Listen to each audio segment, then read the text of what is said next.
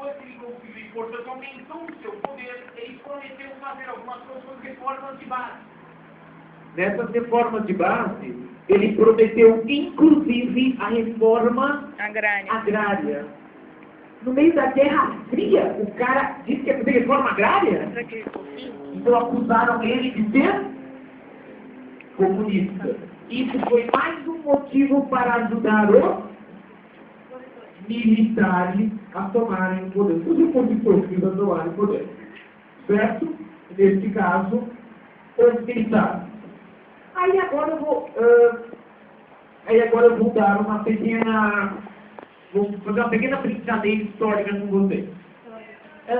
Muito bem. Eu quero só que vocês imaginem que vocês aprendam a fazer trabalho de historiador.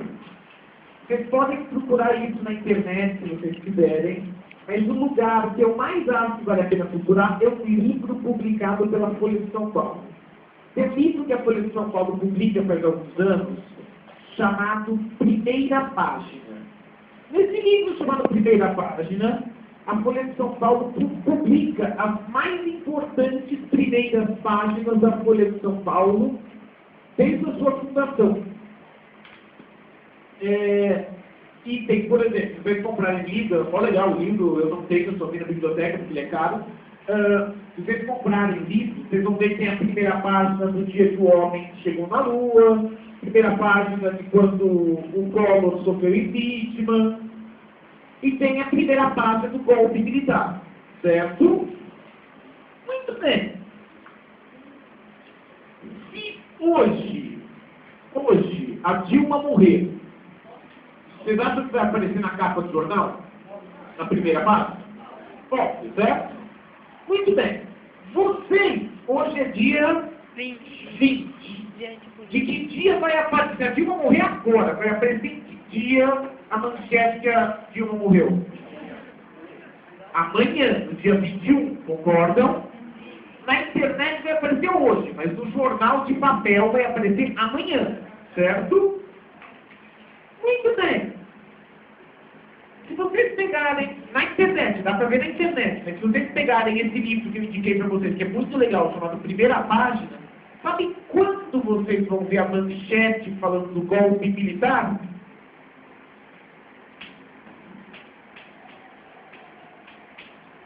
No dia 2 de abril de 1964. Se a manchete saiu no dia 2 de abril de 1964, quando foi dado o golpe militar? No dia 1º de abril. Exato, no dia 1º de abril. Aí, os militares perceberam a burrada que eles tinham feito, dando um golpe militar no dia da mentira, e aí eles trocaram o dia. Se vocês abrirem quase todos os livros, sobre a ditadura militar, inclusive dificuldades que vocês têm da escola de vocês vão ver que no livro está escrito que os militares deram golpe quando? No dia 31 de março. Eles deram no dia 31 de março? Não. Mas eles perceberam que era muito ridículo fazer der golpe no dia 1º de abril e mudaram. Então, todos os livros, durante os mais de 20 anos de ditadura, mostraram que o golpe tinha sido dado no dia 31 de março. Por quê? Porque os militares, durante a ditadura militar, eram fortes ou fracos? Fortes. E tinham o poder para censurar, e tinham o poder, inclusive, para mudar datas em livros de história. Mas, como vocês sabem, que o que aparece no jornal hoje é o que aconteceu ontem, podem procurar. Vocês vão ver que a manchete do golpe militar é do dia 2 de abril. Ok? E isso. Muito bem. Mas, contando essa curiosidade, depois de contar essa curiosidade histórica para vocês, vamos à ditadura militar. Os militares tomaram o poder aqui no Brasil. Os militares tomaram o poder aqui no Brasil. É importante lembrar, tomaram o poder com o apoio de certos grupos grupos. Como é que se chamam os grupos não militares da sociedade? Tem os grupos militares e os grupos não militares. Os grupos não militares são os grupos... Então, os grupos não militares são os grupos civis. Então, apoio de certos grupos, os militares tomaram o poder com o apoio de certos grupos civis, certo? Certo. Muito bem. E, para falar de ditadura militar, é possível falar de diversas formas. Eu vou dividir o período militar em duas partes para ajudar vocês a estudar esse período. A primeira parte eu vou chamar de anos de Supo, que vai do começo da ditadura militar, de 1964, até mais ou menos 75. Certo? E o que foram esses anos de Supo? Foram os anos dos 3 primeiros presidentes da ditadura militar. O senhor Castelo Branco, o senhor Costa e Silva, são os 3 primeiros presidentes militares. E o senhor Emílio Garrafazu Messi, ou se vocês quiserem chamar de Emílio Garrafazu Messi, é mais engraçado. Muito bem. Então, durante o regime militar, esses foram os 3 primeiros presidentes. Foram esses caras que tornaram os militares fortes o bastante para fazer o que eles quisessem. E eles ficaram fortes pra caramba. Só que os militares podiam ser tão fortes assim?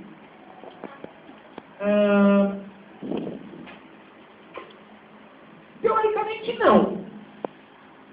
Mas o que fez eles ficarem tão fortes? Vamos lá. Um presidente pode fazer o que ele quiser. A Dilma resolveu fazer uma lei hoje. E todo mundo vai ter que pagar mais impostos. Ela pode? Pode. Mas ela só consegue o apoio do poder legislativo. A Dilma, que é do poder executivo, só pode fazer uma lei se essa lei for aprovada pelo poder legislativo. Os militares, entre outras coisas, em alguns momentos, fecharam o poder legislativo. Então, se os caras fechavam o poder legislativo, alguém podia impedir eles de fazer alguma coisa? Não. Inclusive, eles mudaram as leis em vários momentos, exatamente para que eles se tornassem mais poderosos. Então, o que deu mais poder para os militares? Um dos pontos que fez que eles estavam com muito poder foram os famosos atos institucionais. Os atos institucionais. Os militares deram mais poder para eles mesmos. Um exemplo disso foram os atos institucionais. Tiveram vários atos institucionais. Vou falar para vocês de 3. Só para mostrar como dava mais poder para os militares, um desses atos institucionais, o ato institucional número 1. O ato institucional número 1 foi o ato institucional que permitiu as eleições indiretas. Então, eleições indiretas significa que o povo não escolhia o seu presidente. As eleições para presidente ficavam indiretas. Indiretamente, o povo escolhia algumas coisas, mas não o presidente. E o presidente é escolhido por quem? Pelos militares. Certo? Então, quem escolhia o presidente eram os militares. Portanto, a eleição era indireta. Faz sentido? Depois, mais tarde, os militares conseguiram mudar mais ainda e fizeram eleições indiretas. Para presidente e para governador. Então, a população não escolhia nem o presidente, nem o governador. certo? Ah, podia escolher depois o prefeito, vereadores, deputados, senadores. Já falo sobre isso. Peraí. Eu falo isso. Calma aí, só um minuto. O ato institucional número 2 foi o ato institucional que instituiu o bipartidarismo. É o ato institucional que disse que o Brasil só passaria a ter 2 partidos. Isso. Um deles, então, era a Arena. Arena era exatamente o partido dos militares. Era exatamente o partido dos militares. Era a Aliança Renovadora Nacional. Arena, Aliança Renovadora Nacional. Era o partido dos militares. E o outro partido é um partido que, com uma pequena modificação, existe até hoje. O MDB, que hoje existe como PMDB, exatamente. E o MDB, saibam, era o partido de oposição. Certo? O movimento democrático brasileiro era um partido de oposição. Vocês viram que eu coloquei oposição aqui entre aspas, né? Aí, respondendo o que você estava falando. O MDB era um partido de oposição, só que era uma oposição assim, mais ou menos. Por que era uma oposição mais ou menos? Me ajuda. Eu, presidente militar, sou a favor de uma lei que fala que todo mundo tem que usar canetas roxas. Você, deputada do MDB, você é a favor da minha lei? Não. Não? Então, o ponto é, ela era oposição mais ou menos. Os militares queriam fazer alguma coisa e eu falasse, quero fazer a lei da caneta roxa. Eu não vou fazer? Aí ela deixava, isso é ser oposição? Porque é uma oposição bem podre, né? Só que se ela continuasse a ser oposição, sabe o que ia acontecer? Tchau, né? Que pena, morreu. Quer dizer, que pena, foi expulso do país. Que pena, foi presa e torturada. Que pena, já entenderam, né? Já fui claro, né? Muito bem. Então, por isso que era uma oposição mais ou menos. Era uma oposição meio podre, porque não era oposição. Se você vai ter oposição, falar não, mas eu falo o que foi, você arrega, não é oposição. Tanto que muita gente falava que o MDB era o partido do movimento da bunda. Era um monte de bundões que não fazia nada. Vamos ver uma coisa. Aqui na livro de história que a gente viu na escola, tem assim, que o Arena era o partido do sim e o MDB era o partido do sim senhor. Que obedecia a Arena. Tá perfeito aí.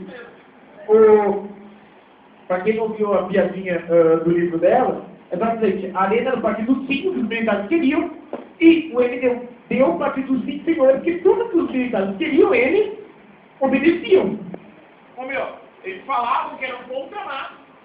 Existiam políticos que eram contra? Existiam. Só que quase todos aqueles que eram contra eram mortos ou eram expulsos do país ou algo do tipo. Pode também.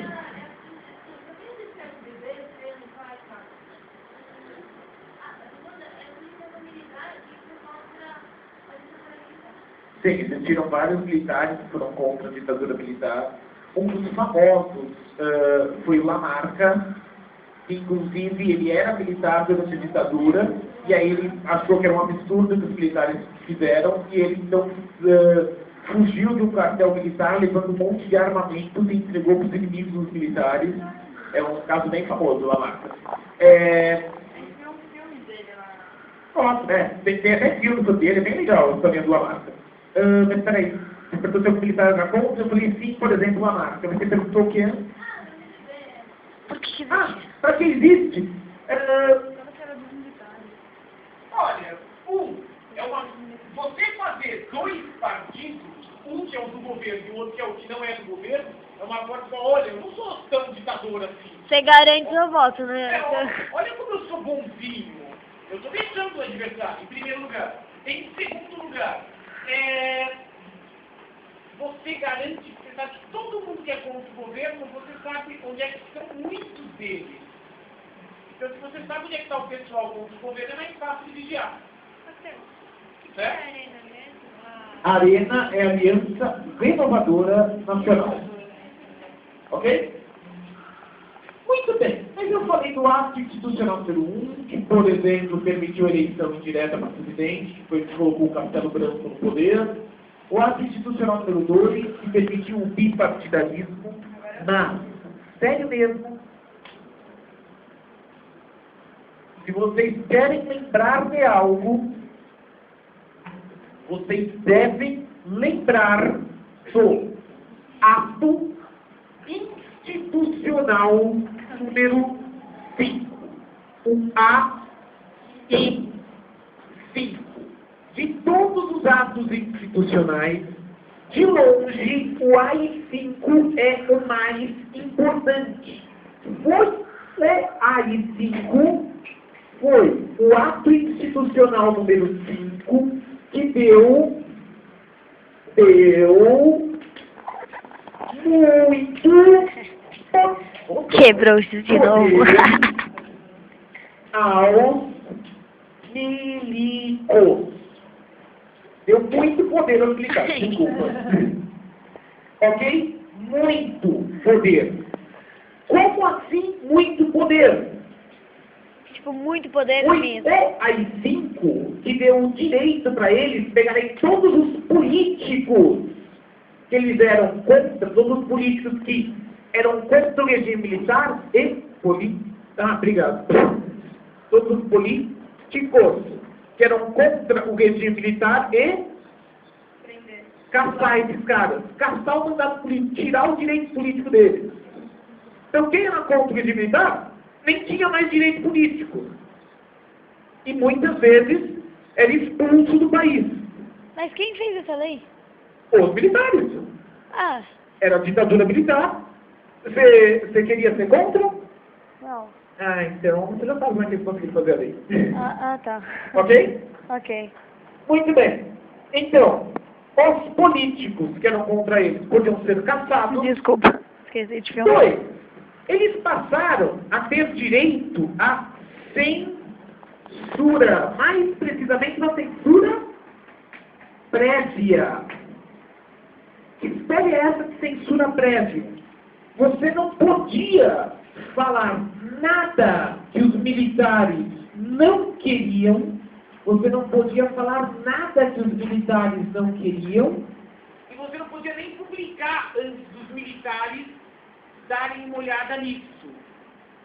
Como assim você não podia nem publicar? Tudo que você ia publicar antes tinha que passar para os militares. Lembrem-se, nós estamos falando de uma época antes da internet. Certo? Então, onde que se publicava as coisas? TV, Podia aparecer alguma coisa na TV, você podia publicar no jornal, Rádio. você podia publicar em livros, você podia falar no rádio. Tudo isso antes tinha que passar pelos militares. Então você ia publicar alguma coisa no jornal, você ia escrever um artigo no jornal, dentro dos jornais tinham as talinhas dos censuradores. E os censuradores recebiam um jornal e diziam o que podia e o que não podia sair. tô engraçado. E aí, como é que Chama um pouco. O que acontecia? É que muitas vezes os jornais tinham uma parte do conteúdo cortado, e aí, por exemplo, a Folha de São Paulo deixava em branco, que era cortado, o Estado de São Paulo publicava poemas de Camões, o Globo publicava umas receitas de bolo. Então, aquele lugar do vazio do jornal, eles publicavam coisas que era uma forma dos jornalistas, muitas vezes, demonstrar, olha, censuraram uma notícia importante aqui. Isso é bem claro. Existiam aquelas pessoas que, para enganar os censuradores, davam uma enroladinha, escreviam de uma maneira que os censores não entendiam, ou o caso mais famoso são das músicas. Se vocês pegarem músicas do Chico Buarque na ditadura militar, se vocês pegarem músicas do Chico Buarque na ditadura militar, é que o Prazer que eu falei de Flores é do Geraldo André. E para não dizer que eu falei de Flores, eu vou dizer uma coisa para vocês. Se você não perceber que aquilo é contra a ditadura, meu, você precisa muito treinar em interpretação de disco, que é muito na cara. Mas as do Chico, tem um monte das músicas do Chico que são muito escondidas. Essa, por exemplo, a Carne que ela falou que é melhor, é uma nave escondida. Não é nada escondida. Certo? Mas tem umas muito escondidas que não dá para perceber que está falando mal da ditadura, não sei se você presta muita atenção. Mas em todos os casos, além das músicas que são famosas, um dos casos que eu mais gosto é um jornal que publicou um texto falando contra governos fortes. E o cara até assinou o texto. Era um tal de Aristófanes. Aí, os militares invadiram o jornal e perguntaram quem era aquele tal de Aristófanes. E aí os jornalistas responderam: ah, é um dramaturgo grego que morreu no século IV a.C. Eles só pegaram um texto da Grécia Antiga, falando mal de governos fortes e colocaram. Legal, né? E burros foram simples, que não censurar um cara que já estava morto, já fazia. Prefiro estudando. Muito bem. Então, existia censura prévia. Ninguém podia falar mal do governo, certo? Outro ponto importante, aproximando aqui, não existia mais habeas corpus. Como assim não existia mais habeas corpus? Muito bem. O que significa habeas corpus? Pode falar?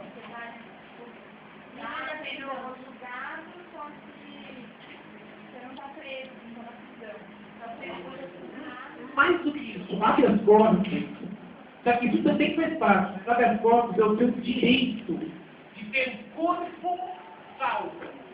Um corpo salvo. Como assim? Ninguém, nem um policial, nem um militar, ninguém tem direito de machucar você. Ninguém. Nem se você estiver cometendo um crime. Então quer dizer que eu estou lá assassinando uma pessoa e enfiando a faca dela e ninguém pode fazer nada. Não, não é isso. Se você estiver cometendo um crime e um policial chegar e falar para você não cometer o crime, ele pode te prender, mas ele não pode te bater, desde que você obedeça. Como assim? Você pegou e invadiu uma casa e você está roubando uma televisão. Aí você sai com a TV pela fura debaixo do braço.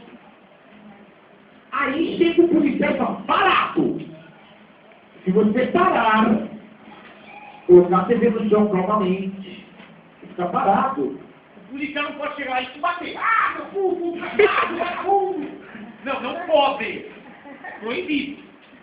Agora, mas o policial bate. Mas por lei, o policial só pode bater em você se você falar: parado! Aí você fugiu.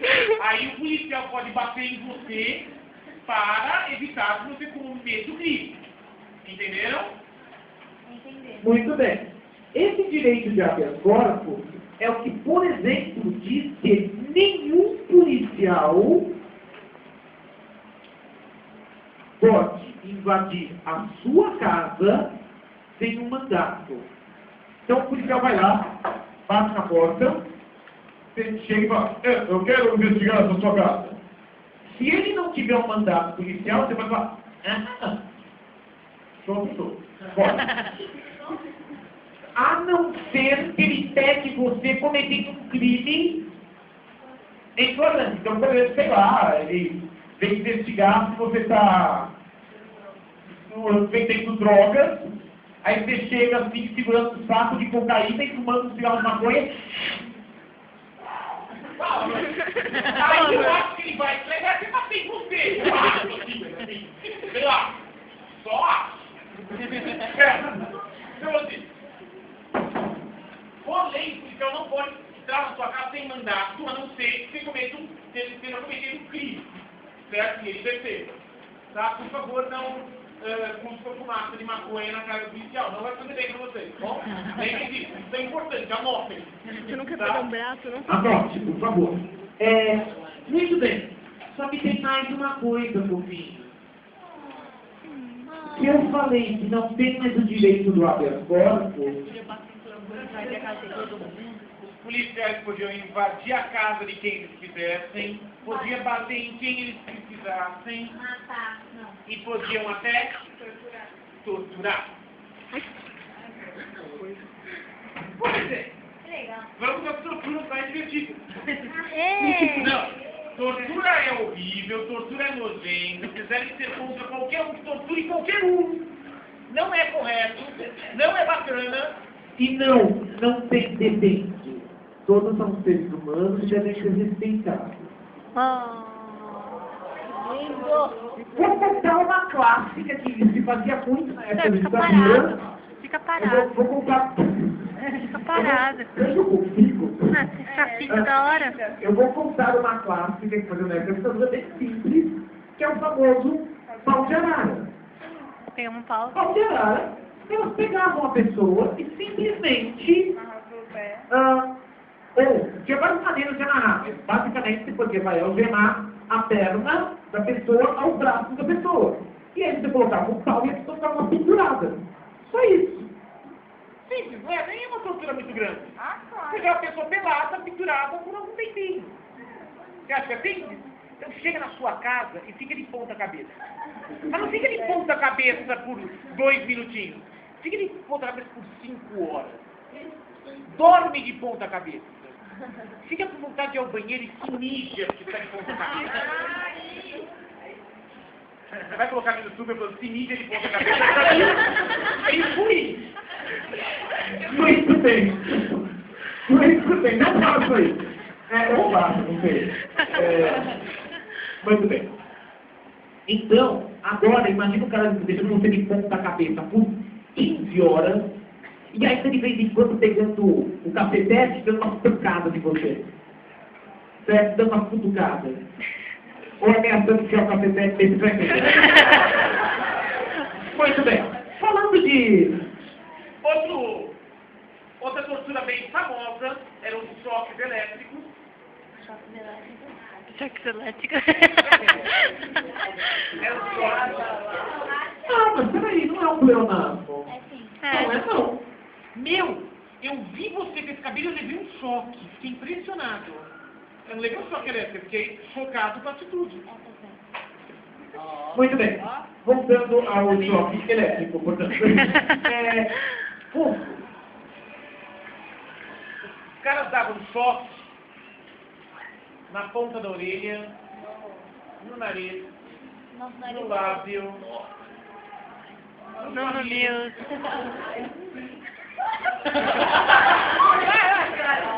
Vocês já entenderam, né? Vocês já imaginou colocando o eletrônico para te dar choque, né? Mas, uma das piores pra mim, eram os caras que amarravam. Os caras que amarravam. Os policiais que amarravam os caras que deviam ser torturados em uma cadeira, deixavam o cara todo amarrado, menos as pernas. E aí dava choque. Quando dava choque, o que acontecia com as pernas? O cara fazia assim com a perna, concordam? Espera, que ainda tem pelo menos as duas torturas. Não se poucam, eu torturo vocês. Aí os caras colocavam uma madeira na frente da perna do cara e ficavam dando choque. Então o cara tomava choque e pá na madeira. Mas se vocês querem uma, eu não presenciei porque eu não vivi nessa época. Na verdade eu vivi na época da ditadura, mas só que eu 5 anos, essas contas. Mas eu tive um professor na faculdade que conta que foi pego pelos militares. E ele foi pego só porque ele estava com um livro que era Vermelho. proibido. Ele não falou para mim qual era o livro. Ele contou em aula que ele estava com um livro proibido. E o livro não era dele, era de um amigo. E os militares falaram assim, quem é esse livro? E ele não queria contar. E ele não contou. E os militares deram tanto choque de tapa na orelha dele, Ele ficou surdo. que ele ficou surdo. E pior, ele continuou sem contar. Então eles colocaram ele sentado, pegaram um martelo no joelho dele. O meu professor, podem procurar a historinha dele, é o senhor Istvan Jansson, que era manco e surdo, exatamente porque ele não quis entregar o amigo que emprestou um livro proibido para ele, e por causa disso ele ficou manco. Ok? Tchau!